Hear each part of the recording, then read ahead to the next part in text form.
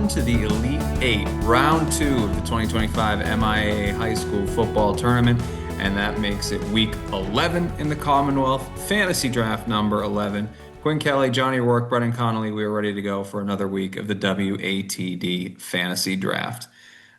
Big performances abounded in round one, a bunch in winning results, couple in unfortunate losing results. But overall, as we talked about this past Sunday on the Sports Exchange, 25 area teams entered the tournament, and we've got 15 still standing. Not a bad first weekend in the tournament. Couple of unfortunate upsets for the South Shore being on the wrong end of, came very close to pulling off a couple of upsets, but weren't able to quite squeak away with them. So still plenty of options for us, still a lot of teams standing, and a ton of talent there on the South Shore. So as we move on to the Elite Eight, we're ready to go with another week of the draft. This week, Brennan will be picking first. I will be picking second. Johnny will be picking third. And we're just going to get things rolling, boys. We'll send Brendan right to the podium to kick things off with 1-1 for week 1-1. I think I'm going to go running back here. This is one of the big matchups of the docket this week. People might be wondering 1-9 seed here, but I think Situate's going to have to put up some points. And I'm going to go with Grayson Foley, who certainly showed that he is back last week with a 4-touchdown performance. And I think if he continues to that production, Situate will be in the driver's seat to make a run to Gillette. But it's a tough test this week. Walpole is not an easy task. Yeah, I think we've talked about it. We've got a couple of higher seeds that are going to be challenged a little bit this week. I think Walpole obviously just has a winning pedigree in recent years, so this one should be a lot of fun. Situate got off to a little bit of a slow start last week, but that more the team than necessarily Grayson, who looked like he was refreshed after a week spent elevating the knee on crutches. He was back in a big way. Huge game for him, and I expect he's going to be right back in the mix. They're going to need him to have another big game against Walpole, so a worthy number one overall pick. All right, that'll bring it to me. I am going to head to the board and I'm going to go quarterback off the rip, a guy that had a fantastic game. I've talked about this. I think this team is starting to peak here at the right time.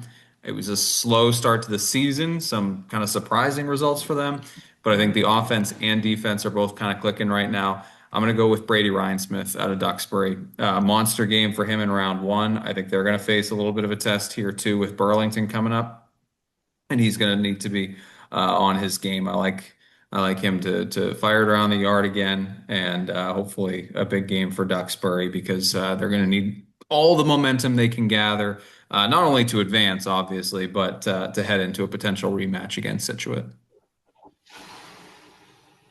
All right, Johnny. I am gonna go. I'm gonna go to the wide receiver room here. For me, let me just double check this.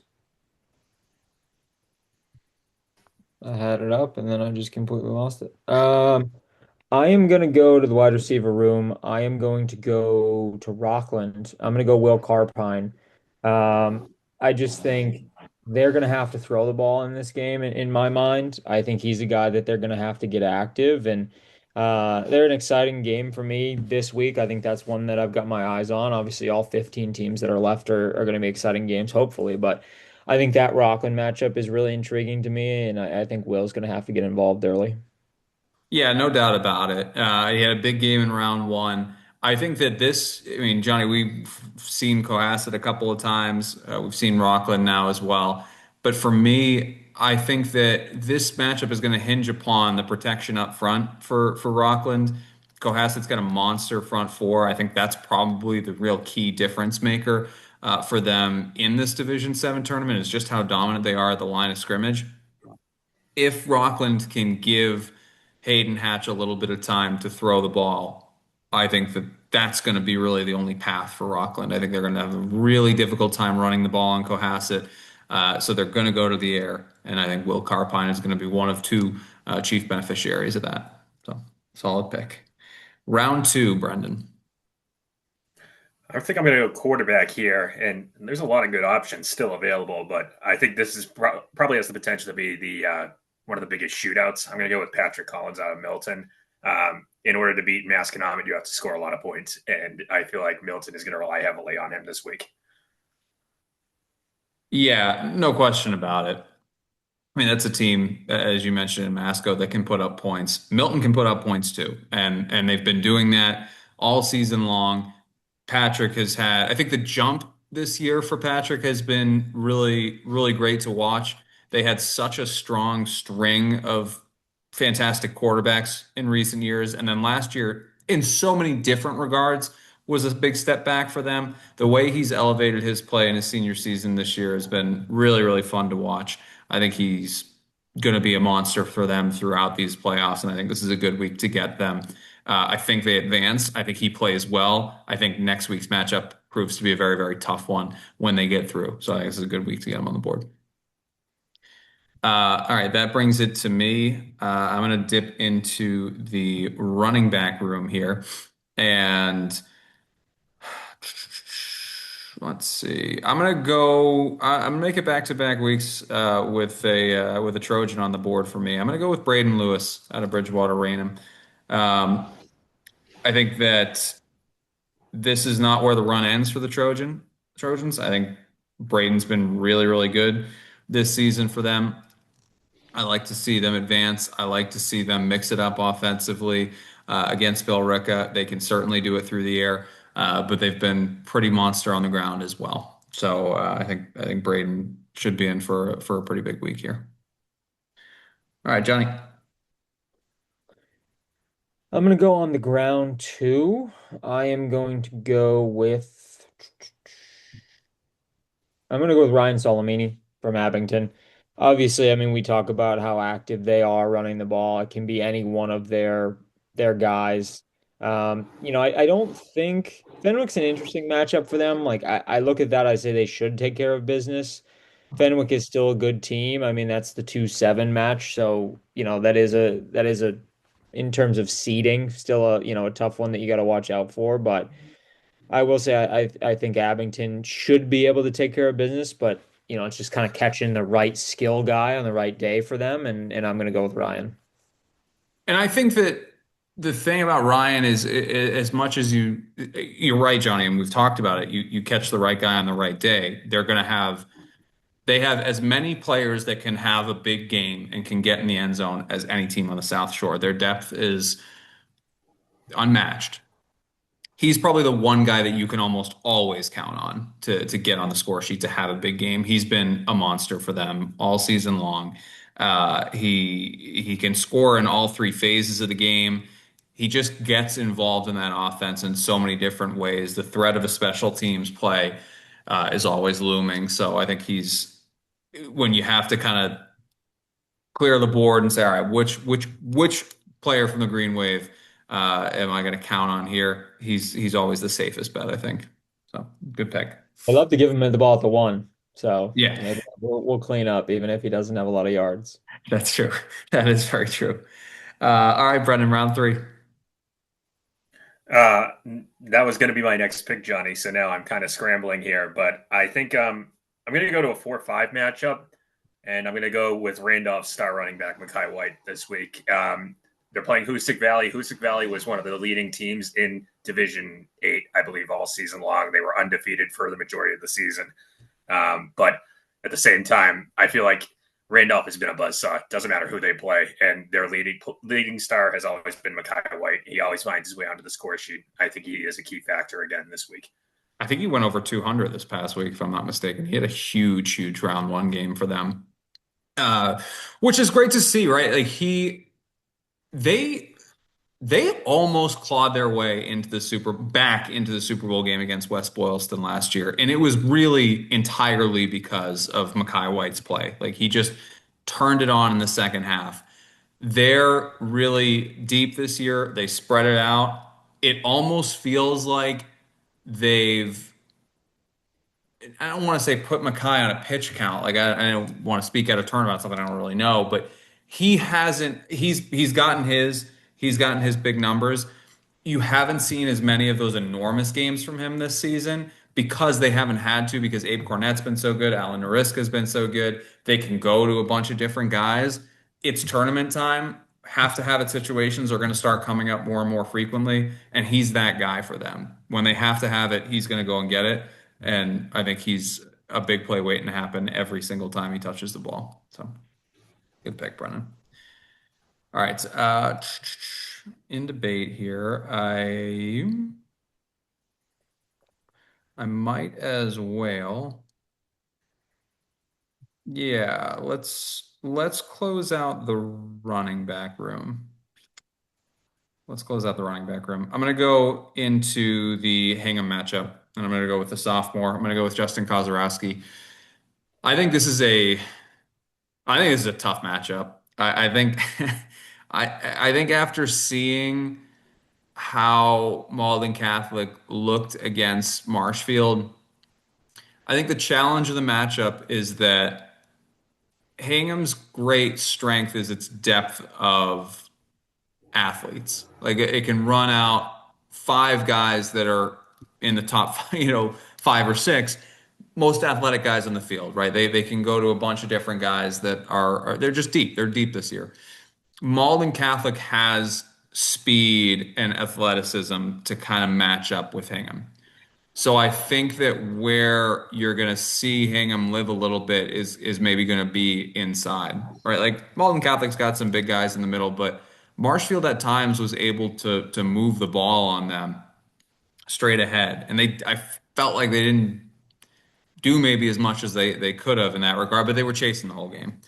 I think Hingham could take a lesson and very early on in the game try to kind of set the pace on the ground with Kozarowski and say, all right, we're gonna work on keeping the ball on the ground, moving the ball, killing clock, getting up and down the field, and just kind of taking away, the punch from Malden Catholic, not letting them kind of come out and turn the game on a dime. So I think Justin Kozarowski should be in for, he had a great round one. He should be in for a lot of touches this week.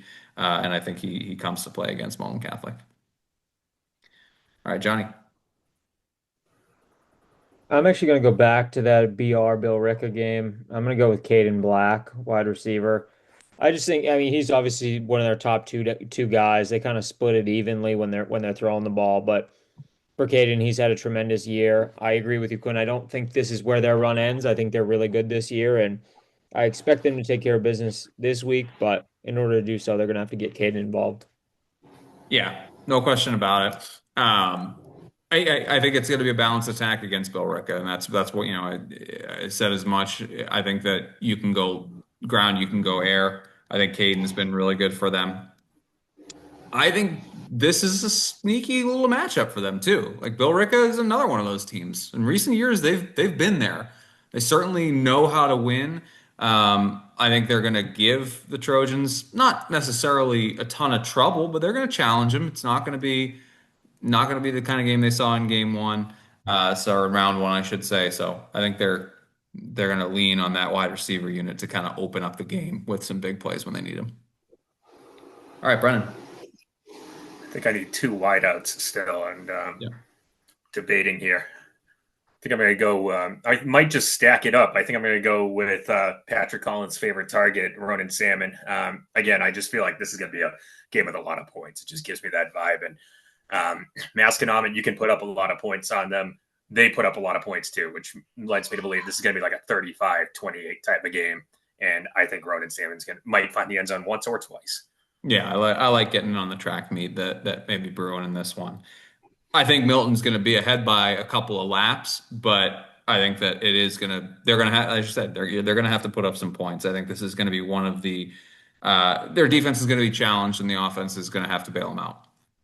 And I think that, Ronan is talent wise one of the top handful of receivers in the area. Was incredible in that Super Bowl run as a sophomore, and then has just kind of been it was quiet last year as part of a quiet season, and this year they're a little bit deeper now at the wide receiver position again. But he is the guy for them, certainly. Favorite target, gonna get his. All right, I need wide receivers as well. I got two wide receivers I got to get off the board. I am going to. I'm gonna go into, oh boy, I've left myself a whole lot of wiggle room here. Let's go. Let's go with Nolan Flaherty out of Cohasset. South Shore on South Shore matchup. I think Cohasset has the upper hand in this one. I think that you know, I think Cohasset's going to be able to run the ball in this one, frankly, on Rockland. So I don't know how much they're going to go to the air, but Nolan Flaherty has been finding the end zone more and more as the season has gone on. I think Coas is going to try to be multifaceted offensively to keep kind of all parts of the game in check as they go forward on this playoff run. So I'd like to see Nolan Flaherty. I think he finds the end zone in this one. He's the top target for that Skipper's team. I think he's the best pure receiver in the group, and I think he finds himself in the middle of a big game. All right, Johnny, close out round four. Yeah, I'm gonna wait on quarterback since you guys have gone quarterback. So I'm gonna go Ian McNeil, Duxbury running back. I just think that's an intriguing matchup for them. I think obviously they've got a big one looming, so they can't look too far ahead. But Burlington's not a slouch of a team, but I mean, much why you picked Brady. I think the offense is gonna move. Ian is tremendous at his position. He can really run. He's when he gets into space, he's tough to stop. So I'm gonna go with Ian. Yeah, he is. I mean, he's a track star. I mean, he's pure speed. I think he can get involved offensively in a lot of different ways. And I think that, as you said, this is, I mean, they need to be on the ball in this game. You know, you can't let yourself start thinking about that potential Situate rematch. You got to take care of business in this one, no question. All right, round five, Brendan, in the wide receiver before your defense. This is a tough matchup here, but I think I'm going to go with Brandon Errico out of Hanover. Now, Archie's did a great job shutting down a very good Swampscott team on their defensive side. The question is, can they silence a team like Hanover in this kind of a rivalry match, if you think about it, just with all the storylines behind it? And I feel like if Hanover's going to score, they're going to rely on Brandon Errico. He's been their star all year long.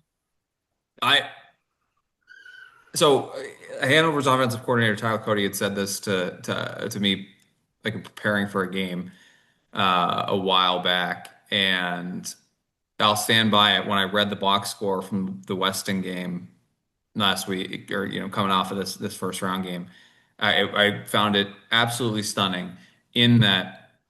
Why do teams still kick the ball to Brandon Errico? It's just you can't. It's just like such a simple formula to not get scored on. I would rather just kick it out of bounds, give Hanover's offense the ball at the 35 every single time, than risk once Brandon Errico taking it back. He had another kick return touchdown in round one. He had another enormous game for them in round one. I mean, he's just a high volume guy. Like he's going to get a lot of touches in this one. I think that, you know, and he was running the ball a lot more in this one, which hasn't always been super successful when they've gotten him involved in the ground game. I just think that he is a guy that's running high percentage routes, and that's going to be kind of what Hanover leans on when all else is not that all else will fail against Archie's, but if all else is failing, you're going to rely upon Brandon Errico to just go out there and get open. And I think he's a guy that is so shifty and tight windows, they're going to find a way to get him the ball, and he always has a big game. So I think he's going to have another big game. All right, that wheels it to me. I'm gonna double up with Harborman here, and I need to close out my wide receiver room. I'm gonna go with JT Real. I think he's just he's crazy. I mean, he's a crazy athlete. I think he's really fun to watch, and I think he's a guy, you go into a tough matchup against Malden Catholic where sometimes it's just about having the best athlete on the field and just having that one guy that can make those game-changing plays a few more times than somebody on the opposing side. The big statement maybe after watching, Malden Catholic for one game, but JT Real is going to be the best athlete on the field on Friday night. And I think Kingham's going to have to rely upon him. to move on in the playoffs. And I think I don't want to put them on. They're in danger. They're a little bit of danger. It's a tough matchup. No getting around it. It's a tough matchup against Malden Catholic. I think they're going to need JT to come to play. All right, Johnny, needing your quarterback and defense. Yeah, I'll go quarterback. Yeah, I believe this is the third straight pick that I've gone someone from the same team you've already gone, Quentin. We're going to go back to back here, but we've gone both his skill position guys, so I'm going to pick Jake Varholic. I just think for all the reasons that we've already talked about, that game's a huge one. They're looking to avenge the loss of Marshfield there, and Malden Catholic is no slouch of a team. We saw it last week. They got up early and kind of coasted from there, and I think Hingham's going to have their hands full, but for reasons we've mentioned with, their skill position guys, they're extremely talented, right? There's a reason they're the higher seed here, and Varholic is a big part of that. So they're going to need all three of the guys that we've picked to have big games to keep Malden Catholic at bay, but yeah, I think they can do that. Yeah, for as great as the two guys I took from Hingham are, and they are, it starts with Jake Farhalik, right? And that's why they've been so successful this year is his mastery of the offense, third year starting for Hingham, his confidence as a senior, his ability to move the ball around to get it to a bunch of different guys. He's going to be key in this one as well. And he had a great round one. I think there's no situation in which he isn't going to have a bunch of opportunities to go out and make plays in this one, right? Like even if you see Hingham find themselves in a similar type game to Marshfield where Malden Catholic just makes a couple plays early and Hingham's chasing, like Jake's going to be throwing the ball in this one, and I think he's anytime he's done that, it's looked good. So I think that's a worthy pick, Johnny. All right, everybody in need of their defense. Brendan, kick out our final round. Kick off our final round. We're at the stage of the game where it's tough to pick defenses because of all the good teams that are still out there. But I'm going to go with Norwell going up against Pentucket. Pentucket can put up points. Thing is, when they've gone up against really tough teams, they've struggled to do so. And I think Norwell fits that bill. So I think the Clippers are going to probably win, and we'll see how much they win by. But I think it's going to be low scoring on Pentucket's end. Yeah, I think it's a good pick, Brendan. It is. I think it's exceedingly tough at this stage to pick defenses. I don't think there are a ton of great options out there. I think Norwell probably jumps to the top of the board. So I think getting them that's well done on your part. Which brings it to me, and I don't know in this one. I think I'm gonna go to a matchup that I'm confident in the matchup. I'm not super confident that this is a real lock for a good defensive performance, but I'm going to take Severian going up against Andover. I haven't dipped into that matchup, and I just think that Severian's defense is playing really, really well right now. You kind of grade him off a curve, on a curve, going up against Brockton without Jared Mighty in round one. Um, that takes a lot of the teeth out of what Brockton's doing. So, that shutout there, but it's still a shutout. It's a playoff shutout. They came to play. They did it for a full 48 minutes. I think they come in ready to go against Andover. All right, Johnny, close out our Elite Eight draft. This one's an interesting one. I'm still gonna go for it. They're the higher seed. They're playing a team that puts up some serious points, but I'm gonna go West Bridgewater. This Mm, might be a little bit aggressive. Clinton's coming off a 50 piece against Mashpee, but with my track record of picking defenses, West Bridgewater might be okay. So again, Clinton puts up some serious points. West Bridgewater's the higher seed. It's going to be at home, so you kind of rely on that crowd and that familiarity. You're not having to travel, but that's going to be an interesting 3-6 one for sure. It might be 49-48, but it might be low scoring. So I'm going to go West Bridgewater. I think this is one of the toughest matchups on the slate. And so, if nothing else, I'm happy to have you kind of put your touch on this That's one. what I figured. I just kind of felt like we needed it. Yeah. Listen, I think this Clinton team is good. And they've in recent years been a bit of a bugaboo for teams from the South Shore. So hopefully West Bridgewater can be the team to knock them off. If anything, I think West Bridgewater's offensive style suits a lower scoring game in that they can control clock on the ground. I mean, they're a run first team. They're very difficult to stop on the ground, so I think they shorten up the game that way. And if nothing else, make it a little bit lower scoring. It would be utterly stunning if there was another 50 piece on the board from Clinton, quite frankly. All right, that'll do it. Our Elite Eight draft, I'll run them down for you. Brendan, out of the first spot, had Patrick Collins, Milton quarterback, Grayson Foley running back out of Scituate, along with Mekhi White running back out of Randolph, your wide receivers, Ronan Salmon out of Milton, and Brandon Errico out of Hanover with the Norwell defense. Out of the second spot, I had Duxbury quarterback Brady Rhinesmith. My running backs, Braden Lewis out of BR and Justin Kozarowski out of Hingham. My wide receivers are Nolan Flaherty out of Cohasset and JT Reel out of Hingham with the Severian defense. And Johnny out of the final spot, going with Jake Varholic, quarterback out of Hingham. Your running backs, Ryan Solomini out of Abington and Ian McNeil out of Duxbury. Your wide receivers, Will Carpine out of Rockland and Caden Black out of Bridgewater Raynham with the West Bridgewater defense. All right. That will do it. Our South Shore game of the week this week. I'm so excited for this one. Hanover and Archbishop Williams. We will be down in Hanover for this 3-6 matchup down in D5, 7 o'clock kickoff. Pre-game show sometime before that. We'll get things rolling around 6:40. So tune into that 95.9 WATD. And then we'll wrap the weekend up on Sunday as we always do on the Sports Exchange. So don't forget to like and subscribe while you're here. Follow WATD Sports on Twitter for all the updates. And we will see you next time. For Brennan and Johnny, I'm Quinn. This has been the Elite 8 WATD Fantasy Draft.